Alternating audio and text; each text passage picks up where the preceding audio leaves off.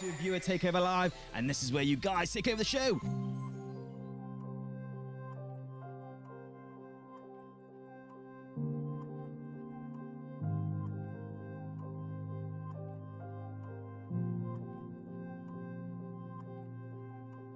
I'm just really, really proud to be part of this community.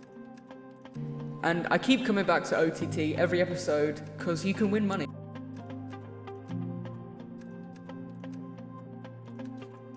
OTT now is more than me.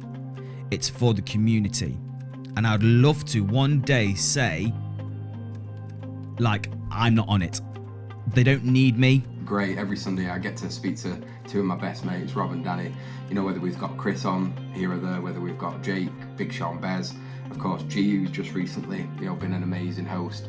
We tell it as it is, and I think we're a good bunch of guys, so it just makes it more interesting. It makes it more funny when Danny messes up. I think the live aspect of Off the Tracks works so well because of everyone. There's so many great people in this community, and it's all thanks to Danny and OTT, so can't thank him enough. Concept of one family. If someone's down, the other one will pick the other person up. We've met some incredible people. There is so much love in our #OneFamily.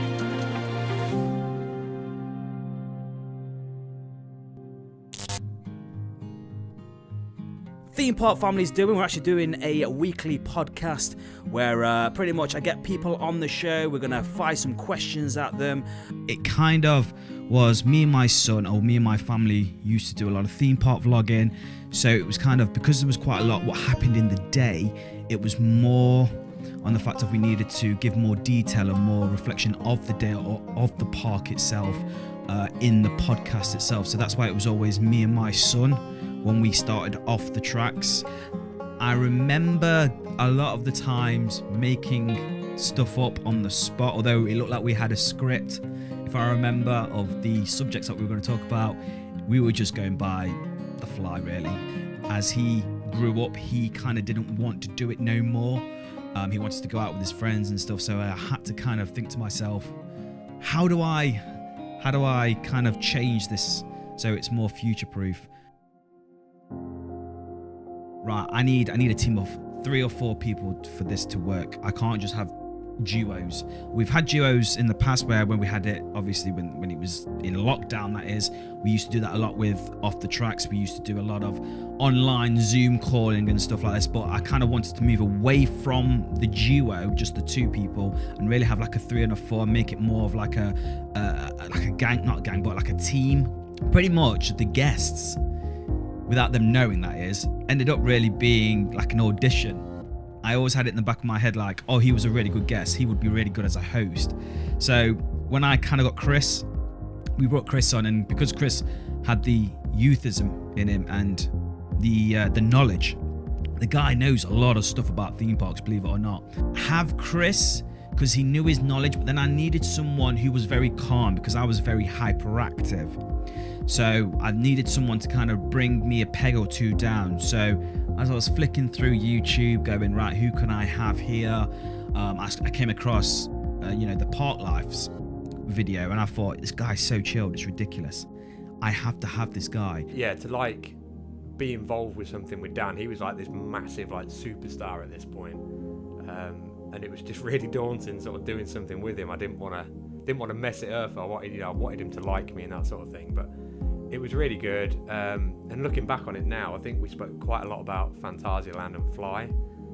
And just looking back now that we actually went to that together for the first time and experienced it, it was a magical experience. Then obviously we brought Lee last year into it because I needed someone who I would bounce off. Lee came on, and fantastic. We although he was different from his audition to what he is now, he was very professional. He was very much, hi, yes, Daniel, I'm Inversion Addicts.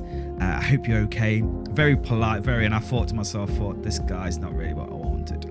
But then after a while, I kind of thought, you know what, this guy's got some character about him. My first episode was a strange one, really, because I didn't really know how to act. I'd watched quite a few episodes, but I was a little bit nervous. We were a new channel, me and Xavier hadn't been going for that long.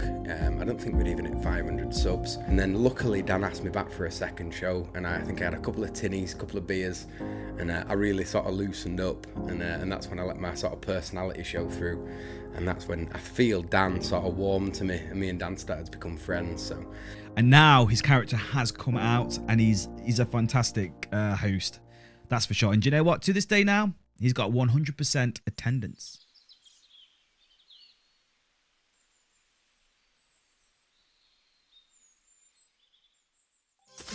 You're listening to Off the Tracks, your #1 podcast, right here on YouTube. Hello, my name is Danny from Theme Park Family, and some of you know that I do have a weekly podcast called Off the Tracks. I first became known to Off the Tracks when Danny first put out a video asking he needs people to come onto the podcast. This is just a promotion video. We've had some incredible guests, so if you want to be one of them guests, all I'm asking is that you do send a message to our social medias on Instagram, Facebook, and Twitter. So I dropped Danny a message, and he was like, "Yes, let's do an episode together."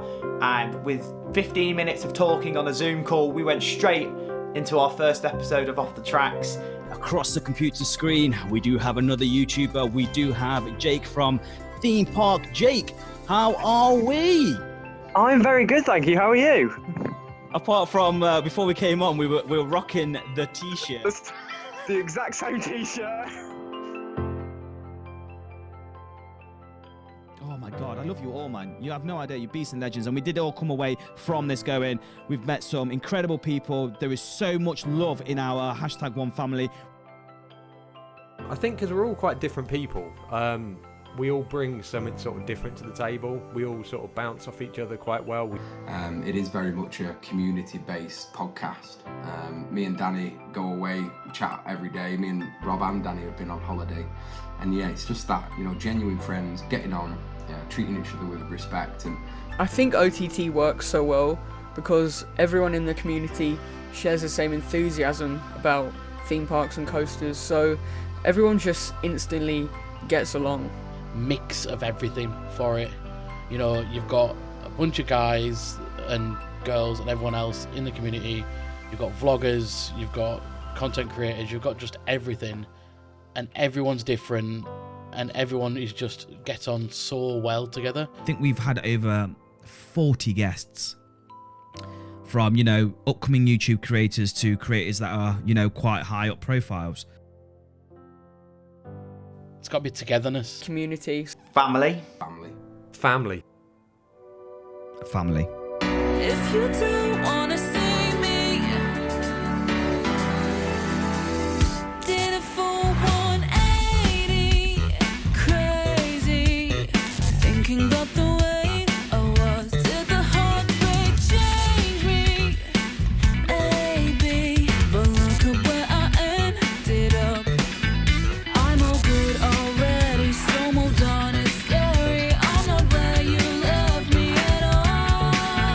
So if you don't wanna see me, tell somebody. If you wanna believe that anything could stop me, don't show up, don't come out, don't start caring about me now. Walk away, you know how. Don't start caring about me now. Aren't you the guy who tried to hurt me? Don't show up, don't come out, don't start caring about me now. Walk away, you know how. Don't start caring about me now. Don't come out, walk away, don't come out.